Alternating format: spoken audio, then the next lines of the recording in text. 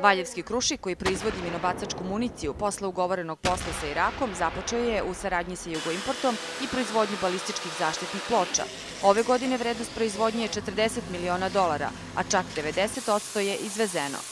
Fabrika, gotovo potpuno uništena u NATO bombardovanju, obnovila je trećinu kapaciteta. Poslovi vezani za izvoz u Irak značajno su doprineli i obnavljanju određenih tehnologija i zanavljanju objekata i opreme, a takođe i nabavka nove opreme posle 20 i više godina. Moram da napomenem da smo mi zaposlili oko 500 mladih iz Valjeva.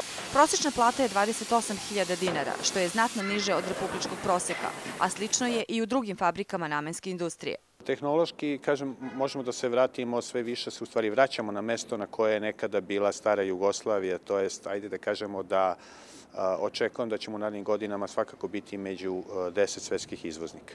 Glavna tržišta u ovom momentu naše odbrambene industrije su Irak, Libija, Alžir, i dalje Kuvajt i sve zemlje jugoistočne Azije.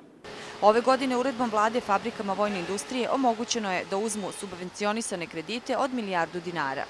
Ne postoji ni jedna država na svetu koja ima jaku privredu, a slabu odbranu. Kao što ne postoji država koja ima jaku odbranu i slabu privredu. Odbrana je u svim državama sveta jedan od razvojnih kapaciteta privrede i društva i želja mi je da ove cifre koje smo danas pominjali dostignu prvu milijardu. Mogućnosti za nove izvozne poslove su veće od onoga zašto fabrike imaju kapacitet, tako da 10.000 zaposlenih u vojnoj industriji i sledeće godine očekuje pomoć države.